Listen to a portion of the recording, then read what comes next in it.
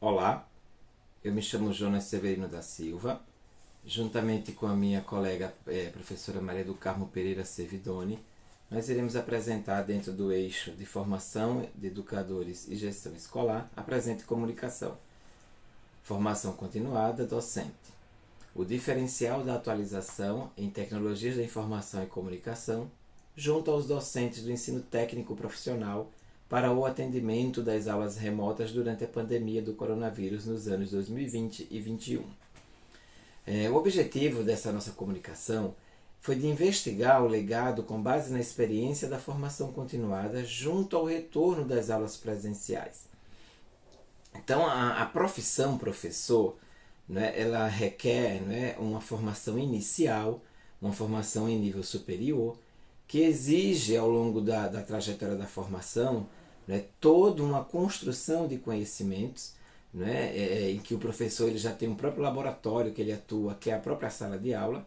Então é uma das formações profissionais em que o indivíduo ele já participa efetivamente dessa sua formação na prática.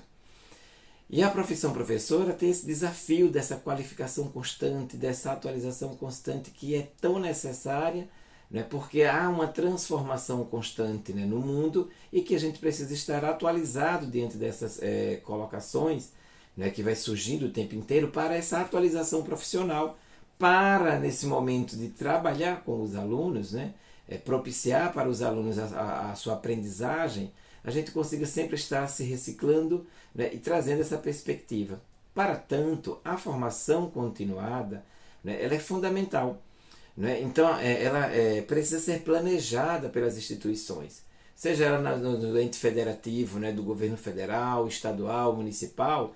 Esses entes precisam organizar dentro dos seus formatos da educação básica, né, a formação continuada dos seus professores. Então, a LDB, né, no artigo 62, que é a Lei de Diretrizes e Bases da Educação, ela prevê a formação de docentes para atuar na educação básica, e que essa formação ela tem que se dar em nível superior, que é a formação inicial, né, em curso de licenciatura plena, admitida como a formação mínima para o exercício do magistério na educação infantil e nos 5 primeiros anos do ensino fundamental, e oferecido, né, aí em nível médio na modalidade normal. Então, a União, né, o Distrito Federal, né, estados, municípios, em regime de colaboração, deverão promover essa formação inicial, né, e continuada e a capacitação dos profissionais do magistério. Então isso está assegurado, né, pela LDB, né, para que haja essa organização, esse planejamento por parte dos municípios, por parte dos estados e por parte do governo federal. Então essa formação continuada, né, que é proposta para o professor que já atua na sala de aula, né, ela precisa estar ali alinhada, né, àquele tema que o professor desenvolve, aquela formação pela qual ele passou, na formação inicial. Então, o professor que é da área da matemática, da área da física, da química, da biologia, ele precisa passar por uma atualização dentro da sua área de formação, até mesmo na perspectiva interdisciplinar, para que ele possa trabalhar melhor nas suas aulas junto com as suas turmas. Portanto, né, a gente tem alguns autores que a gente vai se alicerçar na fundamentação teórica, que tratam, né, profissionais, pesquisadores que tratam dessa área da formação continuada, né, que é a Bernadette Gatti, né, o Libânio, o Antônio Nova, o Felipe Perrenot, né, o Sacristan, Tardif, né, que é essa nossa referência, né, quando se fala da formação continuada. Seja ela tanto, né, aqui no Brasil quanto fora do Brasil, são as referências que nós temos para essa perspectiva aí de formação, da formação continuada de professores. Então, a atualização técnica, né, ela é devida, né, para os professores, e o Estado, juntamente com as prefeituras, né, e até mesmo o governo federal, tem que propiciar essa formação para os professores. Então nós temos, né, na instituição que nós estamos fazendo essa comunicação, um programa, né, que tem um departamento que cuida só de promover as capacitações para os professores.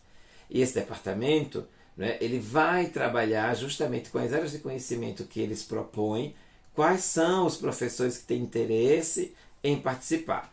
A instituição que nós fizemos essa análise é uma instituição de ensino profissional, né, da educação profissional, e nós percebemos que em 2019 nós tivemos aí mais de 40% dos professores que fizeram inscrição para participar de capacitações.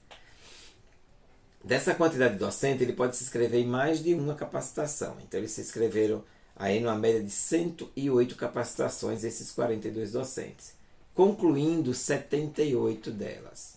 Né? E aí você tem 30 pessoas que não concluíram. Então, dentro de um universo aí, de aproximadamente 130 professores, né, você tem em 2020, né, uma redução já de 41 professores participando dessa formação. São 103 capacitações que eles se inscreveram, concluindo 75 e não concluíram 28.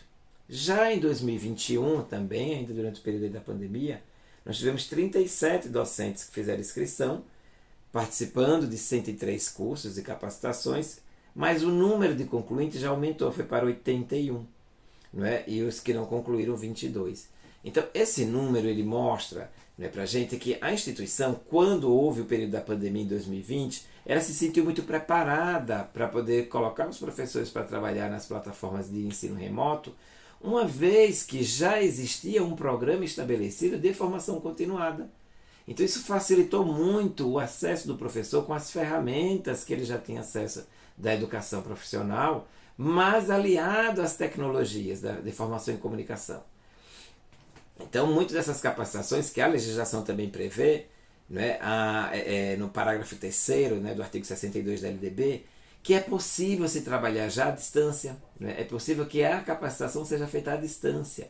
E isso facilitou muito para o Estado, né, propor nesse programa que ele já tem no departamento das capacitações, que os professores conseguissem participar dessas capacitações e lograr com bastante êxito, porque os alunos perceberam isso e no retorno das aulas, após o período após, né, essa suspensão das aulas remotas, voltando para o ensino presencial, fizemos rodas de conversa com os alunos e eles foram muito felizes em dar esse feedback, afirmando que os professores, durante as aulas presenciais, agiam de uma determinada forma, não é, meio que com uma limitação dentro das tecnologias, mas no retorno, esses professores já voltaram diferente. Seja pelas capacitações que eles já estavam realizando no próprio centro de capacitações da instituição, ou até mesmo pelo despertar da curiosidade e da necessidade de buscar fora também essa formação continuada. Porque a formação ela tem que ser proposta pela instituição, mas também não impede que o docente procure, né, se atualizar e se capacitar até mesmo externamente. Então o resultado, né, dessa atualização que os professores foram em busca, né, tanto internamente fazendo as suas inscrições, quanto externamente buscando por vontade própria, resultou num cenário bem diferente para os alunos. Então eles falaram, nossa, o professor está bem diferente, hoje ele trabalha de uma outra maneira, né? Ele está muito mais alinhado a essa tecnologia e ele consegue conversar dentro dessa lógica que os alunos hoje da educação básica participam, que é da tecnologia. Eles estão imersos nessa tecnologia e os professores precisam também estar alinhados a todo esse processo. Então é através dessa formação continuada que a instituição tem professores que têm mais de 30 anos de magistério e que se viu na necessidade de interagir com essas plataformas digitais, né, com várias ferramentas para poder trabalhar no ensino remoto.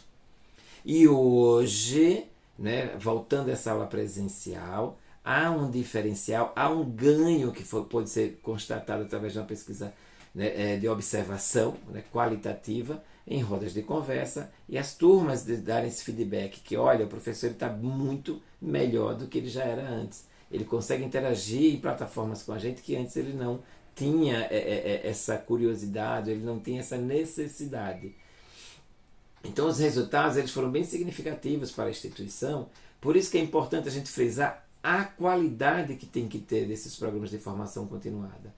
Mas aí tem que ter também qualidade na formação inicial do magistério, quando os professores estão buscando e optando por cursar o magistério, eles precisam ter uma formação de qualidade, e essa formação de qualidade precisa persistir no momento que a gente está fazendo aí a formação continuada do docente já em sala de aula, já imerso dentro dos sistemas educacionais. Ele precisa ter uma necessidade de capacitações e de atualizações. Sejam elas pedagógicas, técnicas, né, elas têm que acontecer. E é aí onde a gente vê o diferencial. As instituições que já promovem esse tipo de encontro, esse tipo de capacitação, quando se viram aí na necessidade, né, de trabalhar no contexto da pandemia, se viram numa situação um pouquinho mais confortável, por já ter toda uma habilidade, uma destreza, né, de saber mexer com essas tecnologias. Então é aí que está o diferencial. Então eu agradeço muito aqui pela participação, né, na quarta jornada, né, de pesquisa científica. Né? Essa foi a comunicação que a gente preparou aqui para apresentar. Convido vocês a lerem o nosso trabalho para se inteirar um pouco mais da proposta. Né? E agradeço aí pela atenção que está sendo aqui vista, né, por vocês aqui, estar observando, analisando e participando desse congresso aqui conosco, né, dessa jornada. Então eu fico muito contente, muito feliz pela oportunidade de estarmos aqui discutindo temas extremamente importantes para a educação, como essa perspectiva da formação continuada. Muito obrigado, tenham todos um ótimo evento.